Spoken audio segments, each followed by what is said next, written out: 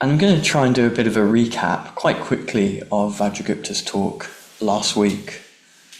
So last week, Vajragupta introduced the central image of this series, which is the image of the grateful Buddha. For those who know about and practice Buddhism regularly, and actually even for people who don't, the Buddha is a kind of symbol of certain qualities. He is a symbol of certain qualities, among other things. A symbol of kindness, wisdom, maybe universal love. One of the traditional lists of the Buddha's qualities is wisdom, love, and energy. He's less known as a symbol of gratitude, as somehow standing for or representing the complete fulfillment of the human capacity for gratitude. And it's that Buddha, the Buddha is representing the capacity we have to look to the world around us and not see ugliness, not see problems, although problems there of course are. But the capacity, this isn't the kind of blinkered, I'm only willing to see what's good view, but the ability, when we choose to be profoundly grateful for our existence, to see existence itself as a kind of immeasurable blessing. So Vajragupta, in setting out, or beginning to set out what it would be like for this to become a path for us, how we become the grateful Buddha ourselves. He made a distinction between two modes, the entitlement mode and the gratitude mode. The entitlement mode being, I can't get this out of my head, there's this Smiths song, I don't know the Smiths, England is, where the lyrics go, England is mine and it owes me a living. That attitude, I just always think of that as the entitlement attitude. That I deserve to be looked after in this world, other people should get out of my way, give me what I want. Or I'm owed love that I don't have. And I think, although that line from the Smiths is a particularly extreme form, the attitude is universal. The Buddhist diagnosis of the human condition is that we spend most of our time caught up in a mode that is about me and what I should or shouldn't have. Things that I'm getting that I don't want, I think shouldn't be there. It's very rare, I think, for someone to become seriously ill, really quite ill, and have the thought, and not have the thought, why is this happening to me? Have you ever had that? Like something bad's happened, like, why me? Of course it will happen to you, because we all get ill, we all die. But those moments reveal something quite universal about what it is to be human, to be limited, to be caught within our own limitations and caught within a story that fundamentally this life is about me and what I can get from it. As I'm going to talk about later, in a certain sense, so in this talk, I'm going to try and evoke a spiritual perspective that is quite subtle and hard to grasp.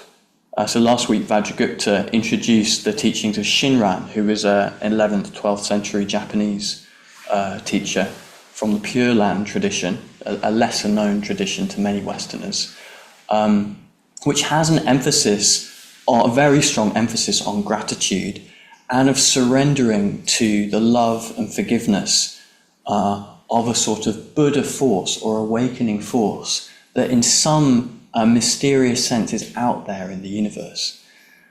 And from this perspective, it really is a problem. When I found myself saying, we're stuck, I'm stuck in this perspective of everything's about me, I felt the bite of shame.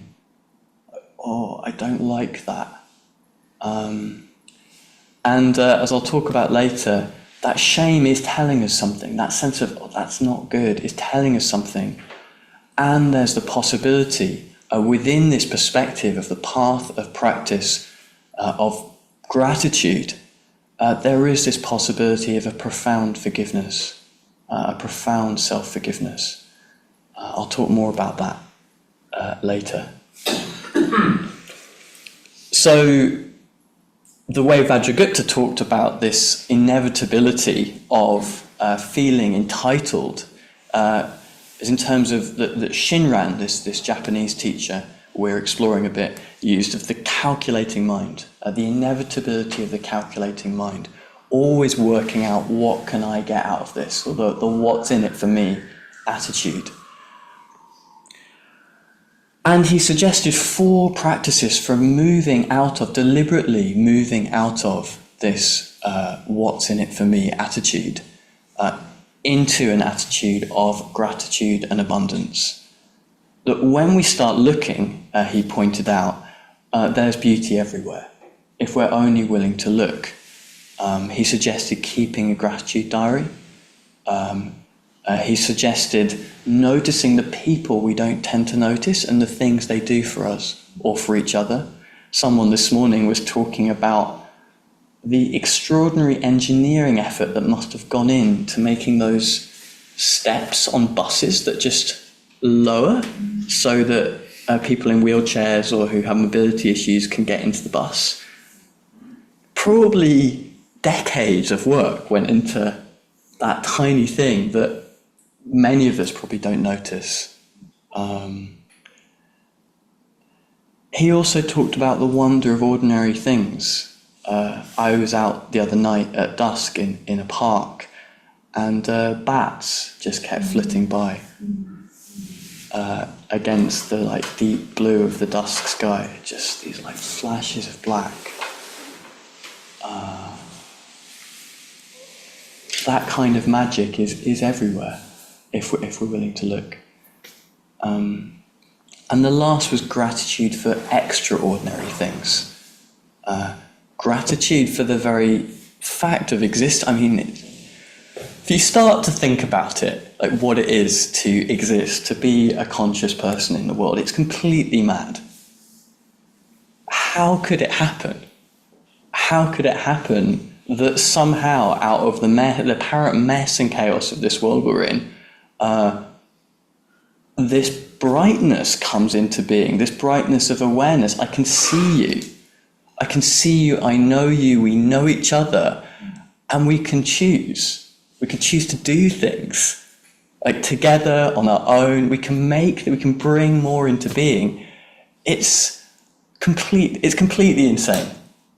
Maybe you don't believe it, you're like, is it? It is. I think if you think about it, it's mad. I might talk a bit more about that whole theme next week, of what this reality is, and what it would be to be grateful to reality. I'll talk a little bit about it more this week, but mainly next week.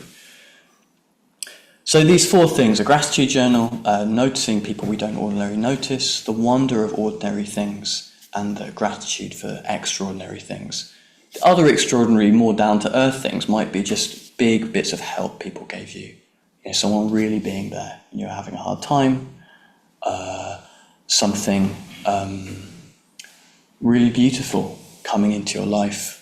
Maybe it's gratitude for having encountered the Dharma, a very extraordinary thing, I think. That is going to be the theme for today, for a lot of today. I'm going to talk a lot more about the grateful Buddha and what it means for gratitude to be not just a positive quality or a helpful quality, but the fulfillment of all possible beauty and positivity in existence. Not just as a useful thing to do, but in a way gratitude as, well, I said I wouldn't talk about it, I will talk about it quite a bit actually, gratitude as reality itself.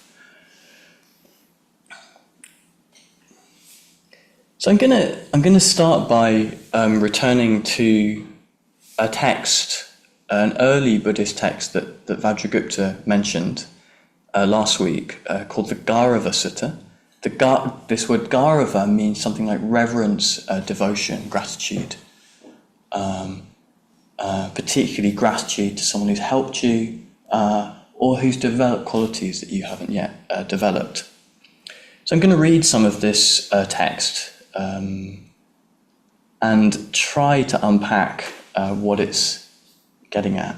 I'll do my best. It is quite, anyway, I won't keep saying that. It's quite hard to talk about this stuff. I think it's quite an unfamiliar mode for many of us, and I'm finding it's an unfamiliar mode for me to think and teach in. Okay, so the Buddha, this is how the text goes. Thus have I heard that on one occasion, when the Blessed One, the Buddha, was newly self-awakened, or actually really in the process of waking up, of realizing the true nature of reality, he was staying at Uruvela on the bank of Naranjana River, at the foot of the goat herd's banyan tree. Then, when he was alone and in seclusion, this line of thinking arose in his awareness. One suffers if dwelling without reverence or deference or gratitude. Now, on what Brahmin, what religious practitioner, that's what this word means here, or contemplative, a meditator, in what Brahmin or contemplative can I dwell in dependence, honouring and respecting him? And then the thought occurred to him. It would be for the sake of perfecting an unperfected, what's the word, aggregate, how do I translate that? That's a bit of a funny word. Quality, let's say quality. It would be the sake of perfecting an unperfected quality of virtue, of concentration, of discernment, of liberation, of knowledge and vision, that I would dwell in dependence on another Brahmin or contemplative, honouring and respecting him. However, in its world with its devas, maras and brahmas, in this generation with its Brahmins and contemplatives, its royalty and common folk, I do not see another Brahmin or contemplative more consummate in virtue than I, on whom I could dwell in dependence, honouring and respecting him. He then goes on to say, I know what I'll do. I'll honour and respect the Dharma itself. That will be how I'll perfect these currently unperfected qualities of concentration, of discernment, of release, of liberation, of knowledge and vision. So we've got this situation here where the Buddha it says he's newly self-awakened. I think we can assume that the process of awakening is still unfolding, because he's saying there are as yet undeveloped qualities in me. I haven't yet perfected my ethics, virtue. I haven't yet perfected concentration or meditative absorption. I haven't yet perfected my discernment, my ability to see, okay, what qualities in this world are really helpful and what are unhelpful. I haven't yet perfected my own liberation and the knowledge and vision that comes with that liberation. What's missing? What's missing, he says, is not having another person who he can depend on, honouring and respecting him. As far as he's aware, and I believe him in a way, that's why I'm a Buddhist, he'd outstripped all other practitioners. He'd seen something that other people hadn't seen before. And this left him in a painful position. One suffers if dwelling without reverence or deference. So what's happening here? I think for most Westerners, this is a bit incomprehensible. A lot of people are attracted to Buddhism precisely because the only person you have to look up to is another human. That's how we often present it anyway. Someone who, like us, was born, suffered, and found a way out.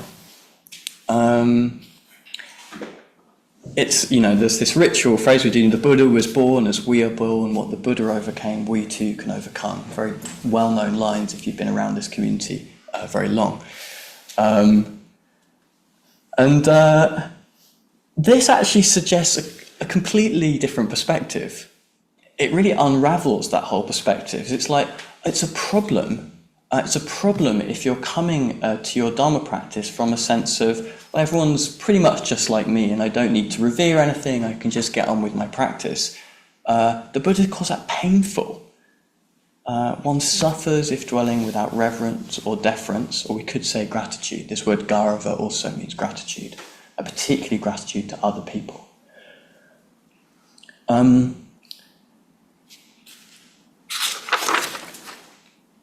I think one of the reasons that, there are very complicated historical, social reasons why this is so confusing an area for many people in the West. Maybe it isn't for you. I think I kind of thought I wasn't confused about it, and then when I started really thinking for this talk, I'm like, oh yeah, it's quite counterintuitive still. There's this very famous quote from the American novelist, I think great American novelist, David Foster Wallace, from the 1990s, that some of you might have heard before, who talks about this tendency in Western culture to have lost a sense of devotion and as he puts it, worship. He says that we've forgotten that actually we do all worship things all the time. Forgive me if you've heard this a lot of times before, but it's so good. So he says, in the day-to-day trenches of adult life, there is actually no such thing as atheism. There is no such thing as not worshipping. Everybody worships. The only choice we get is what to worship. And an outstanding reason for choosing some sort of God or spiritual type thing to worship, be it Jesus Christ or Allah or Yahweh or the Wiccan Mother Goddess or the Four Noble Truths or some infrangible set of ethical principles, is that pretty much anything else you worship will eat you alive. If you worship money and things, if they're where you tap meaning in life, then you will never have enough. Never feel you have enough. It's the truth. Worship your own body and beauty and sexual allure, and you will always feel ugly. And when time and age start showing, you will die 1,000,000 different deaths before they finally plant you. Worship power, and you'll feel weak and afraid, and you'll need ever more power over others to keep the fear at bay. Worship your intellect, being seen as smart, and you'll end up feeling stupid, a fraud, always on the verge of being found out.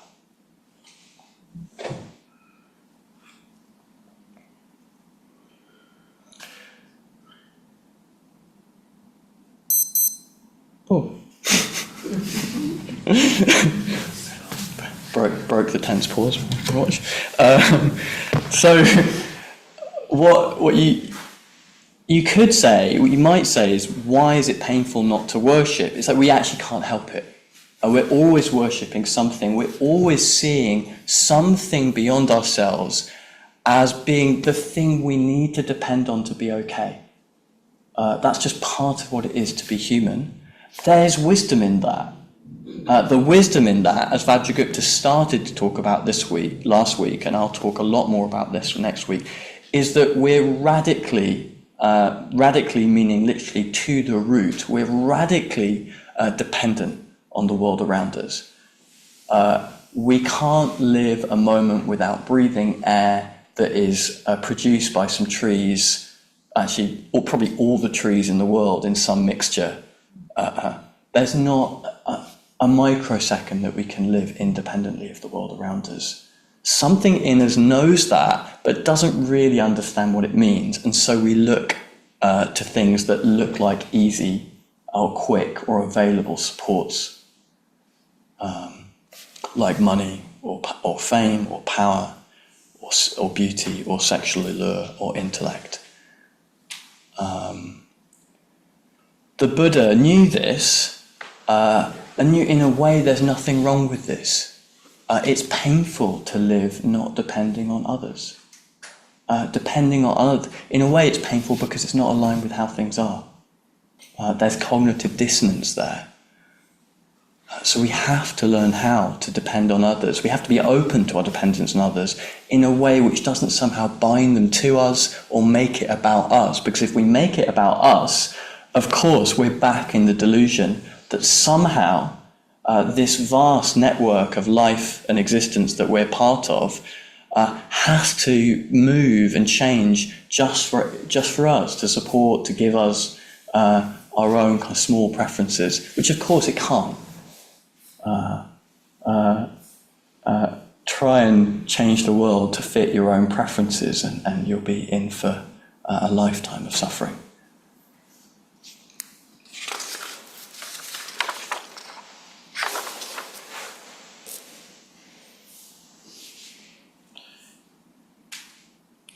I'm going to skip the next bit, I think.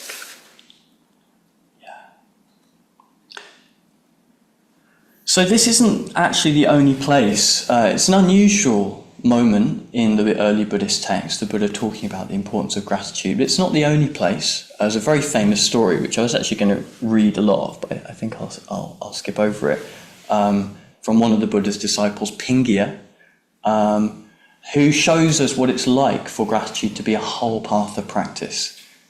He's a very old man. He can't walk. He can't really move anymore. He's met the Buddha and deeply moved by him, deeply moved by his teachings. And someone asks him, why don't you spend time with him if you're so devoted to him? And he says he doesn't need to. He doesn't need to because he continually dwells in gratitude, which keeps the Buddha in mind. I'll just read a little bit. You see, with constant and careful vigilance, it's possible for me to see him, the Buddha, with my mind as clearly as with my eyes, in night as well as day. And since I spend my nights revering him, there is not, to my mind, a single moment spent away from him. I cannot move away from the teaching of Gautama, the Buddha. The powers of confidence and joy, intellect and awareness hold me there. Whichever way this universe of wisdom goes, it draws me with it. Physically, I cannot move like that. My body is decaying, I am but old and weak. But the driving power of purposeful thought propels me with it without break. There was a time when, writhing in the mud of the swamps, I could only drift from one stone to the next. Then I saw the Sun Buddha, the perfectly awakened one, fully awake and free from defilement. And the Buddha then spoke to me.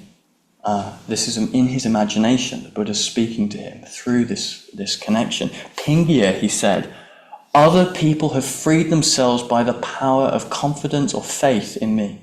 Vakali, Bhadravudha, Alavi Gautama have all done this. You too should let that strength of faith release you. You too will go to the further shore, beyond the door of death.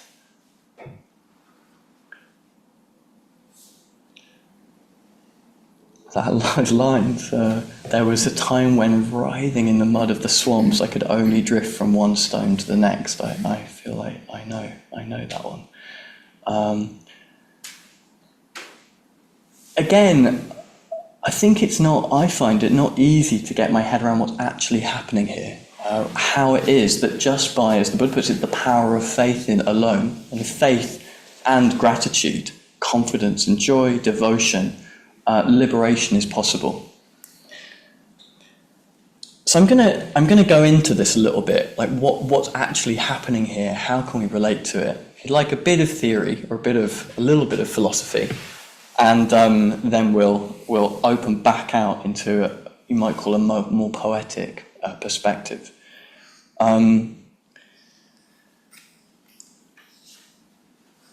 So I think to understand what's happening here, how this Buddha who is somehow the fulfillment of gratitude, can then be, just for people who dwell on him with enough kind of confidence, stand as a path to their liberation. I'm going to say that again because it's a bit weird. So you've got the Buddha, right? I think it's good. You've got the Buddha, and he's somehow woken up to this incredible truth about existence. He's seen something that is very, very hard to see. He's liberated his consciousness. He's completely gone beyond a limited self, totally intimate with the world, overflowing with love, clarity, and gratitude. He says, I also need to revere something. I'm going to be grateful to this Dharma, whatever that means. We'll talk a little bit about what that might mean. Grateful to reality itself. And then he says to this other person, you can just think of me with love. Basically, that's what he's saying. Think of me with love, and you'll be released. How does that work?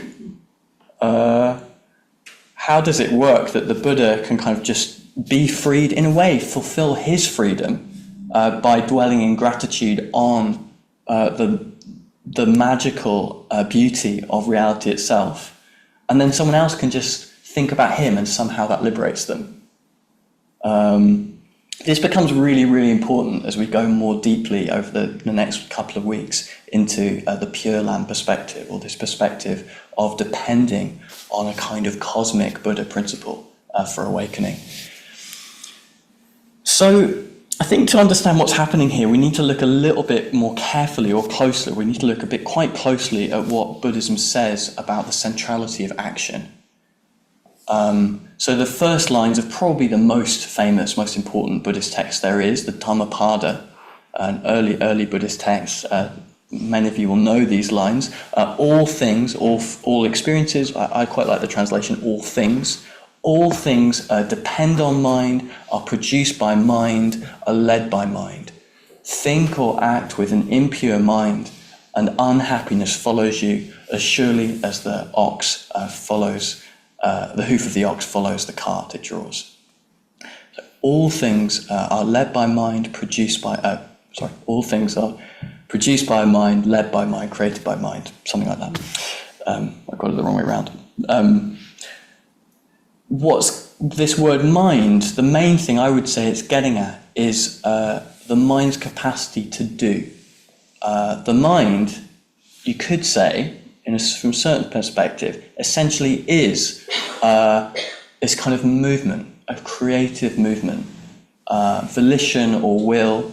Action is happening all the time. From a Buddhist perspective, action isn't just something you do with your body or speech, it's something the mind is always doing. The mind just is a kind of doing or movement, continually creating through its own awareness, producing every moment of our experience, producing actually, which is another thing that's hard to get one's head around, that I'm not going to go so much into today, producing the world around us.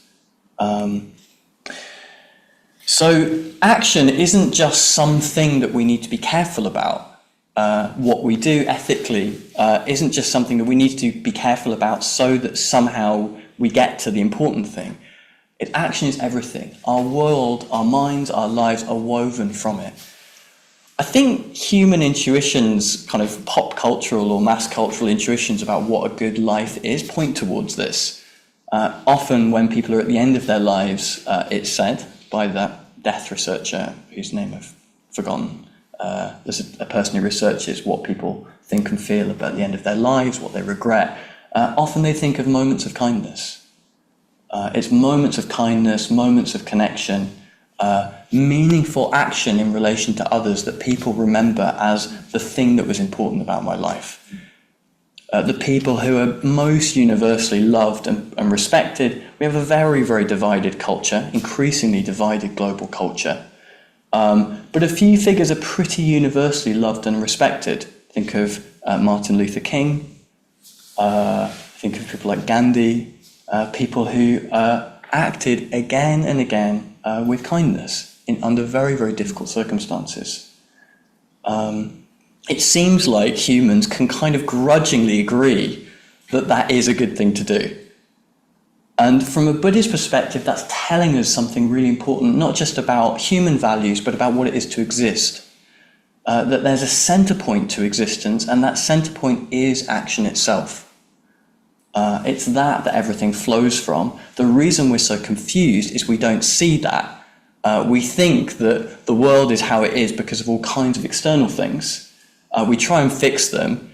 We try and fix them on the basis of not very good motives, and we make a mess, like again and again and again. That's a kind of concise form of human history, a kind of condensed human history just there. We try and make things better. We don't see the root cause, which is our motives, and we make a mess. So this teaching, this very central, probably the foundational Buddhist teaching about the importance of action, I think explains why the grateful Buddha can stand as a kind of support for our awakening and us moving to a relationship of gratitude to reality itself, to anyone who's realized it, actually to everything and anything, can act as a major support, can be a whole path in itself.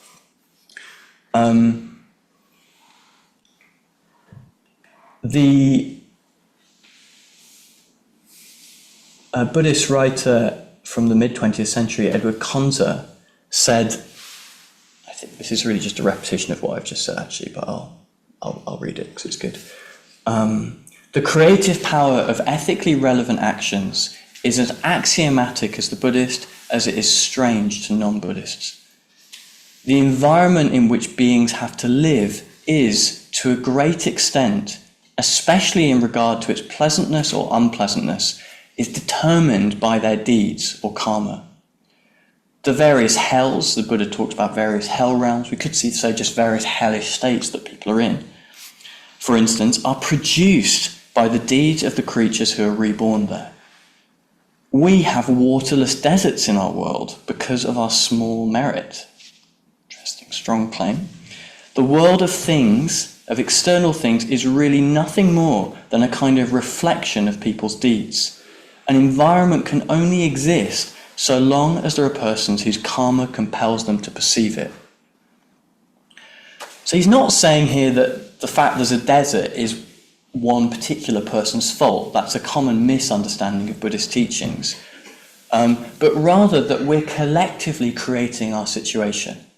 Over and over again, we're collectively creating the difficult situations we land ourselves in. On the other hand, when we release ourselves from the illusion that my little island of selfness just stops where its edges seem to stop, that I've just got my little bit of agency in the world and it's disconnected from this massive web we're part of. When we break that illusion, the will or our karma, our ability to produce, to create, is liberated. So I'm going to say that again. This I think is very subtle. I don't know if I'm going to do a good job here, but it's like I think that my ability to act in the world, it's just me doing that. I think I've got this me, this self, I'm doing stuff, I'm making stuff happen. There's a certain truth to that. It's a very important way of understanding our lives, otherwise we wouldn't be able to take ethical responsibility. It's also very limited because our agency, our ability to do stuff, like absolutely everything else in this existence, is intimately, inextricably interwoven with everything and everyone else. When we see through the illusion that we're separate, which is what the Buddhist path is centrally about, it liberates us to see that we're part of this great movement of wanting, of doing stuff, this great movement of agency, somehow as if the whole universe, the whole of existence is wanting something, is trying to make something happen in a kind of groping, confused, but remarkable way. Through us, in us, through all life, something is being reached for. And that reaching itself is what makes it possible for us to grow. I was talking a little bit about this on Wednesday night. I think a couple of you were there. It's like something is trying to grow in and through every blade of grass. Something is trying to fulfill itself through everything that lives. And you could say it's this movement of the desire to grow that the Buddha becomes grateful for and is part of. Without that, nothing is possible. Of course, without that, nothing bad is possible, but also without that, no growth, no new life. This creativity that is our existence isn't possible. He sees that, he knows that, he finds his way to that, and somehow that opens up a perspective where all of the limitations of seeing this great flow of wanting, of desire for growth, all the limitations of seeing that as just mine fall away, and an enormous store of creativity is liberated. An unfathomable store of creativity is liberated. And out of this great flow of creativity, a completely different kind of world emerges. So, at the end of lots of the passages that describe the Buddha's enlightenment, it describes the whole world system as shaking. The whole universe as shaking and reverberating with the Buddha's awakening. Why is this? It's because he's become the universe in a certain way. His agency, his will has kind of melded, opened out into everything that moves and lives. And with that, because of the creative power of agency, a completely different kind of world has come into being. Particularly the kind of world where liberation is possible. Although the universe, if you like, has been wanting something in and through us, wanting something in and through life, it's been blindly groping. It's been trying to find its way. It takes a conscious agency to see what's happening, to open to it, and to unify with it. For just like us, we need to see what we're doing in order to decide to do anything. Existence, if you like, needs to see what it is in order for new creativity to happen. So this is this moment of the Buddha's awakening, when the whole of existence changes. This is the traditional perspective, and I think it's getting at something extremely important. So with this all in mind, what happens when the Buddha wakes up is that he... slow down so make sure I say this right.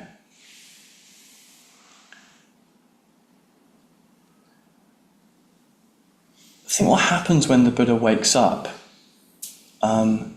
is that he sees that the great flux of existence is always latent with this enormous potential for creativity, new life, even freedom, love. And it becomes that as he sees it. A fulfillment happens, the same kind of fulfillment of a flower opening in the sun. A great deep purpose that was hidden in reality opens out.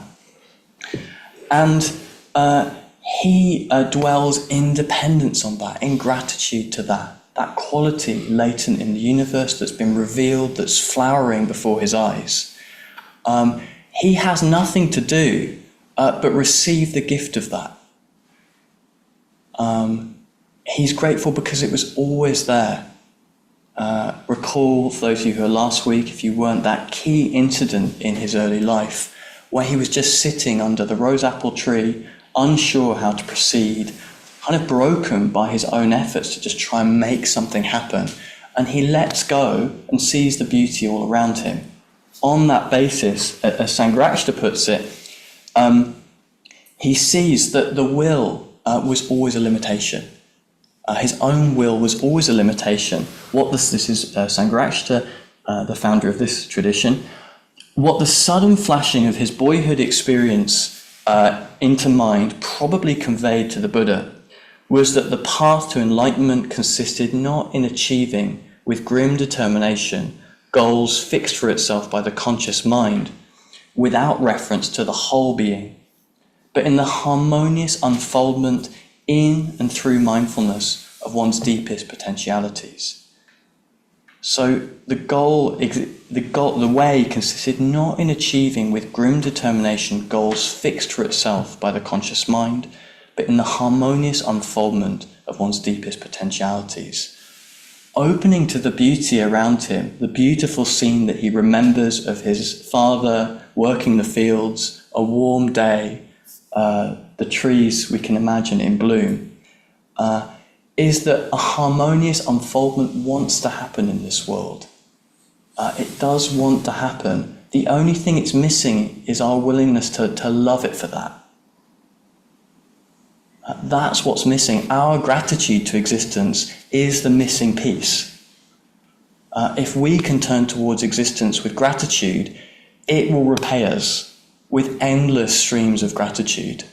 The Buddha sees this, and that gratitude flows through him, just waiting for anyone else to turn their mind towards him in the way Pingya does, to see that this world is a world of an abundance that we can't begin to fathom. The only thing that's keeping us in our lives from that abundance is our unwillingness to see it, our own entitlement, our own sense of this world is just about me. So this spiritual perspective, which you get, as we just saw in the earliest Buddhist texts, become what's known as the Pure Land tradition. The Pure Land tradition of China and India, China and Japan particularly, starting in India. A tradition which is centered on the figure of Amitabha or Amitayus. So for those who don't know or who are new to Buddhism, there are certain Buddha figures who never existed in real life. They're manifestations or symbols of the Buddha's qualities, the qualities of the awakened mind, outside time and space. Again, I don't have time to explain this, but from the traditional Buddhist perspective, time and space are artifacts or side products of unenlightened consciousness. When we're liberated to something beyond, entirely beyond time and space. And so the Buddha's qualities, they're sort of, in a certain sense, ever-present, always there, just waiting in this place that can't be a place beyond time and space. And Amitabha or Amitayus, particularly you could say emblematizes or stands for the grateful Buddha.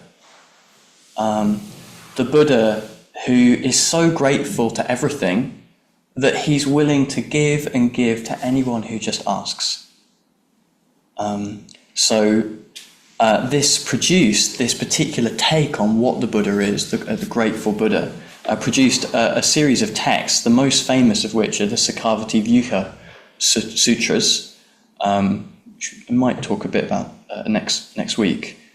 And in these sutras, you have this story that Amitabha, this Buddha, you could say Buddha of gratitude, he's made this promise. He made this promise a condition of his awakening. He has become awakened in this cosmic realm beyond time and space. He made this promise that if he ever became awakened, all you'd have to do was bear his name in mind and you'd be guaranteed liberation. All you had to do was sincerely ask for his help, you could say, and you'd be guaranteed liberation. How is that possible? That's possible because of this enormous release of creative energy that happened when the Buddha awoke. His individual will melding with, if you like, this universal or cosmic will, making so much more possible than we can imagine. Like, we make this world happen, Buddhism says, this whole world of madness and beauty that we're in through our collective will. What would it be like for that to be magnified? Unlimited amounts. This huge movement of intention. This Buddha who's in touch with that, knowing that, able to act from that, saying, I'm just willing to help anyone. All you have to do is ask. From this perspective, the Pure Land practitioners start just chanting his name, in Japanese called the Nembutsu. They start chanting the name of Amitabha, calling upon his help. And they do this, as we heard a bit last week from Vajragupta, they do this, particularly Shinran did this, because many people had become thoroughly sick of a completely different take on what the Buddhist path is. Actually, a not mutually exclusive one, but a very different one, which is it's about developing yourself. It's about making effort, getting a grip, taking hold of your life and doing something with it.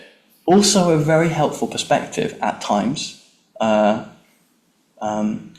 Actually, they blend in ways that are not immediately obvious. Again, I think I'll talk about that next week. But he, particularly Shinran, this very famous Pure Land practitioner, was thoroughly sick of feeling like he wasn't making any progress on the basis of his own efforts. He changes his mind. He meets this teacher who's offering up this very different perspective of the cosmic Buddha Amitabha. Amitabha means Buddha of infinite light. He's also sometimes called Amitayus, Buddha of infinite life. Just being there, willing, beyond space and time, to help anyone who says his name. He takes this up, and it works. It works profoundly. And he says how lamentable it is that practitioners of the path of the Buddhas, through striving to the utmost with the mind of self-power, have failed to realize enlightenment and have instead fallen into the round of rebirth. Why? Because their practices are inevitably mixed with the poison of self-attachment. And they are not in accord with this, I'll just translate it, but with this great gratitude of Amitabha. He says that it's impossible to practice a self-directed path without it being contaminated by this entitlement mode. We think we're separate, we think we're alone, and everything we do comes out of that.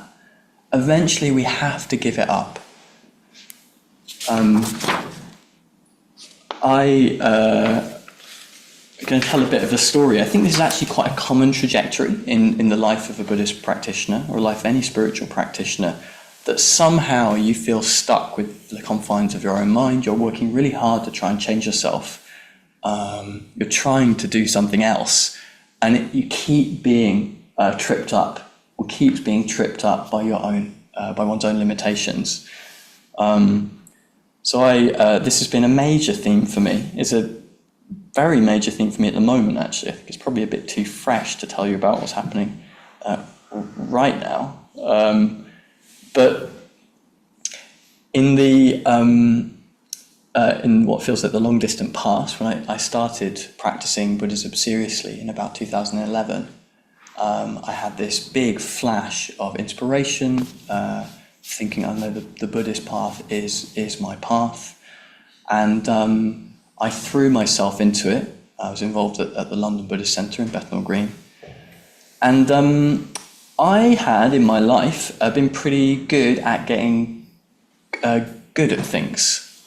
Probably started with skateboarding, which I did with absolutely obsessive focus during my teenage years.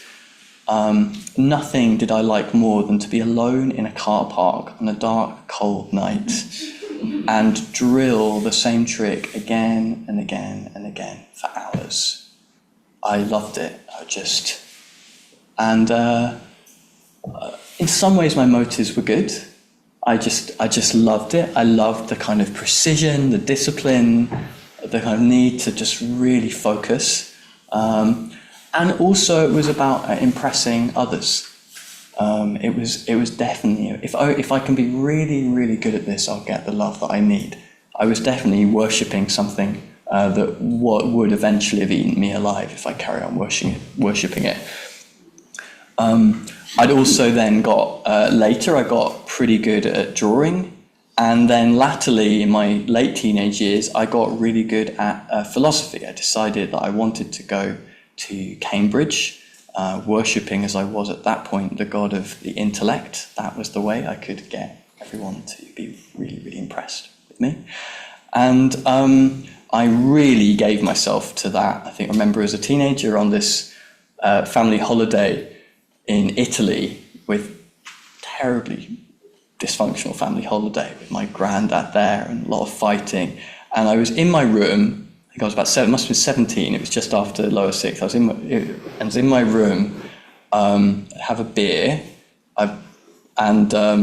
it's possible to do this at the same time, these two things I'm about to say, have a beer and a philosophy book, maybe formal logic, something else, and I would just go And I taught myself formal logic, which I needed to.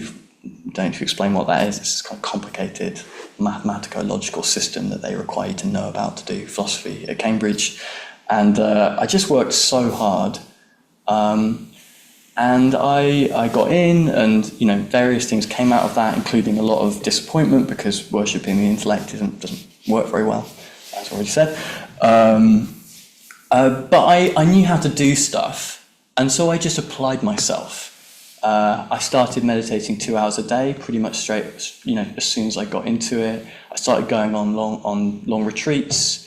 The first solitary retreat I did was 2 weeks. And meditated, I don't even know how many hours a day. I would just get up and light a stick of incense and sit until it had burnt out.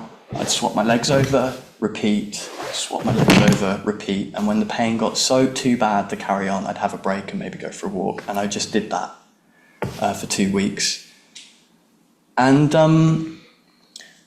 I was, going at it like this. And I remember it was around the time where I was starting to feel a bit weird about it all. I'd moved into the community at the London Buddhist Centre. I was living upstairs there with some of my teachers. And I was feeling a bit off. Like somehow I wasn't quite being real, or something was a bit wrong, or I wasn't sure I was doing it for the right reasons. And I was in a car journey on the way back from a long retreat at a retreat centre called Padmaloka, it was the ordination training retreat centre. So on the way back with my friend, who's now called Maitranara, who's got the same job as me, but over in Brixton now. He wasn't Maitranara then. He was. Anyway, there's this thing about saying people's previous names. I think it's a bit of a faux pas. Is it a bit of a faux pas, order members? Anyway, he was called Sam then.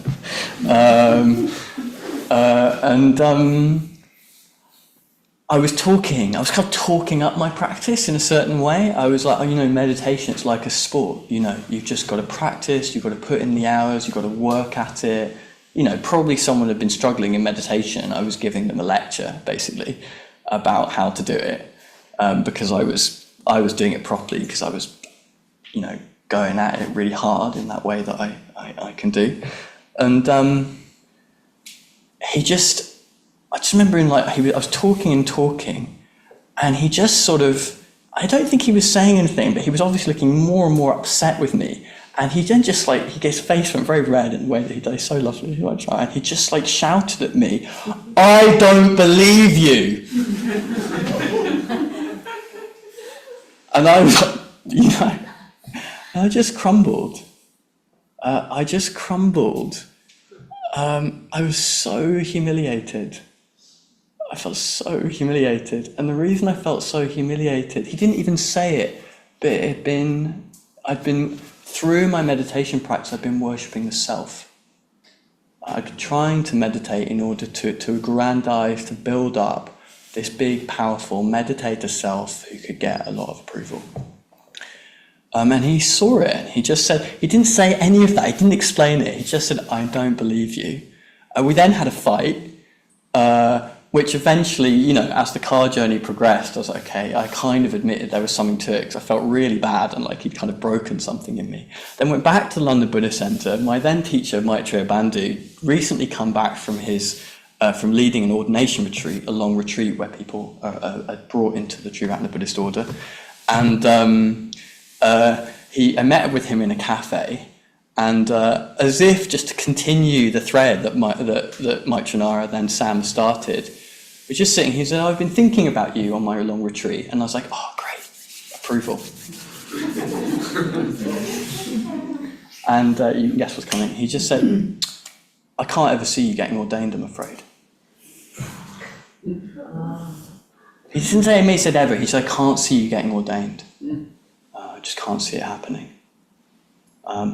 Which is actually, it's a pretty edgy thing to say. Afterwards, I did talk to him. He said, "No, I shouldn't have said that to you." He said, "Sorry about that. It's not a thing you should say to someone, because people change." But again, it was. Afternoon, I just had to go for a lie down. I just couldn't get up. I just had a lie down. I couldn't get up, and I just felt like broken by it. And that precipitated me leaving the London Buddhist Centre. I just felt like something had gone really wrong. Something had gone really wrong with me, my relationship to the spiritual life, to Dharma practice. So I left, and left probably within about a month of that. And wasn't sure whether I'd been doing any of what I was doing for good reasons. Felt like I was maybe just doing it because other people wanted me to. I was angry with other people for making me do something I hadn't wanted to do. There was still a lot of entitlement going on. And but also I was beginning to open to a very different perspective. At this point I'd also was a bit into 12-step recovery, addiction recovery, which has a very strong other power focus on letting some force beyond the self help you. And I just remember this massive wave of relief when I decided to leave the London Buddhist Centre. The sense that something beyond me was saying you can just let go. You can let go of all of this, your practice, all of the connections you've made here, everything. You can just let go of it all and open into something completely unknown. So I left. I just told everyone I'm leaving. I don't know if I'll ever be back, and I'm not sure I ever want to talk to any of you again. They were like, great, go well. They were incredibly kind. And I left and had about a year and a half of trying to work out what happened. I remember as I was leaving, Jnana, who was another of my teachers, just said to me, just this last month, I think something genuinely of the transcendental is starting to open for you. Which I was like, I don't know what to make of that. It felt like this moment of total failure in my spiritual life, but I was like, okay, and I had some time exploring. I thought maybe I was a Christian. I was like, maybe this whole doing it for yourself thing is no good. I need to just get God to do it.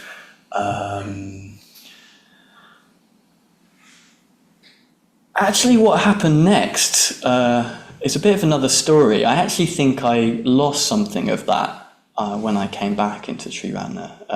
I did, of course, come back about 2 years later, and I kind of re-asked to join the order, and quite quickly then did join the Viryadeva Buddhist order that we're part of, and started working here not that long after that.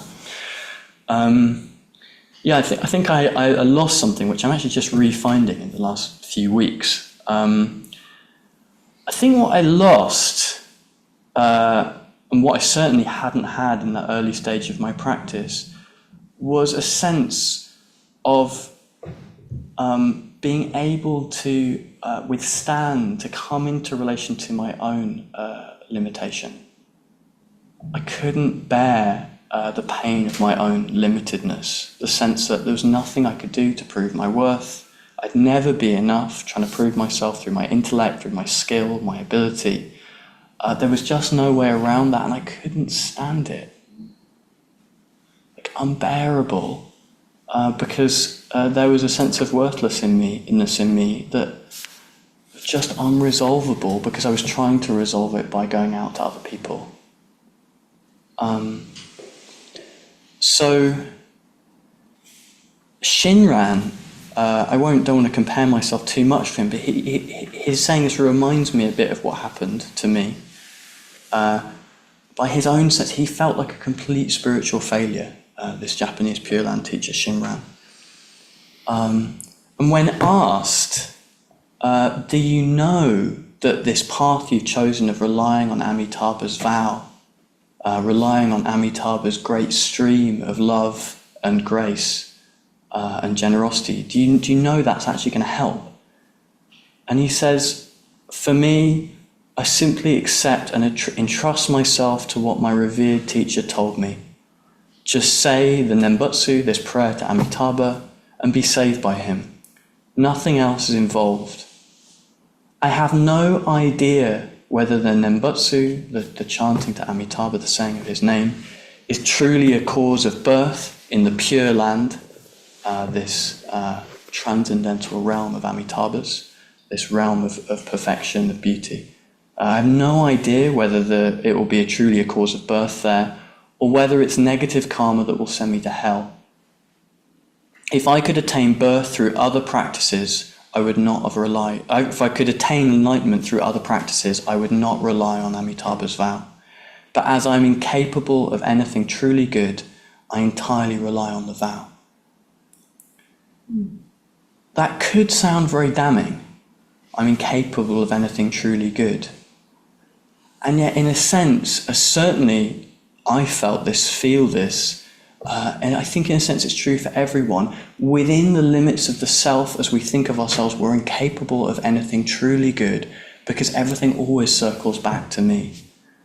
And we know that that's not good, and there's pain in that. I would say pain in that for everyone.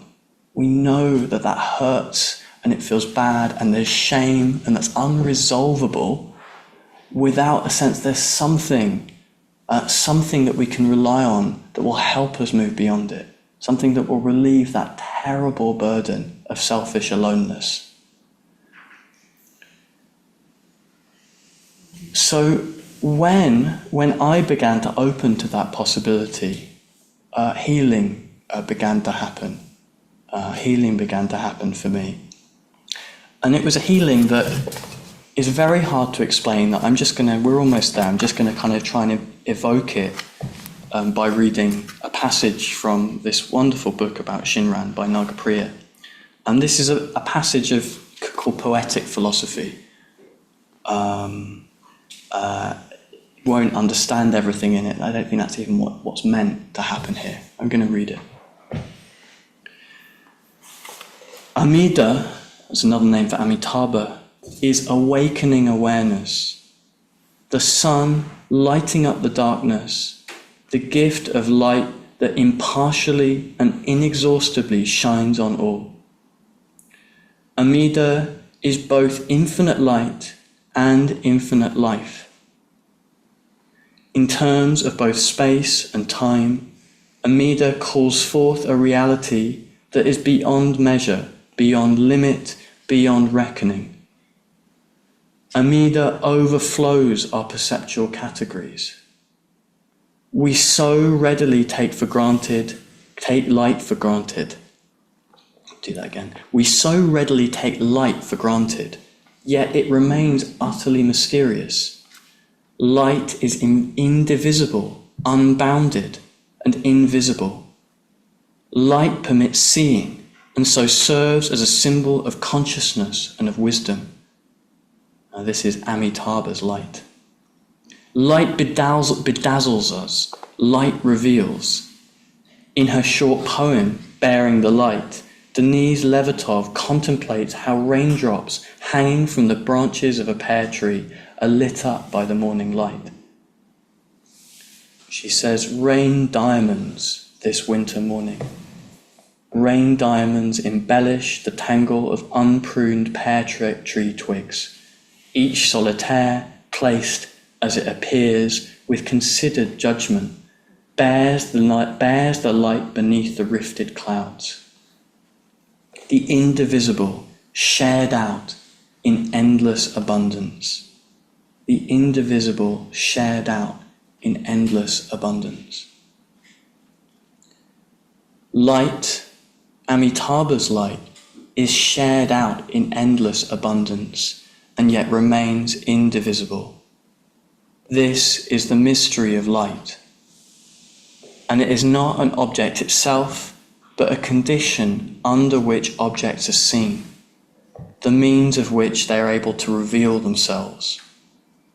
Objects bear the light, light gives life, light is awakening. Thank you.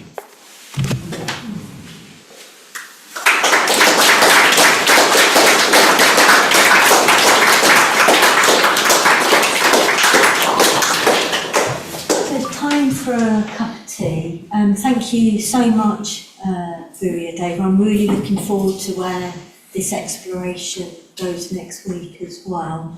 It is a drop-in, but do carry on. It sounds like there's lots more you want to share as well. And I'd just like to give another gratitude to, I'm still absorbing very much that, and really appreciate the subtlety and depth of what you're trying to communicate here. So Thank you very much again.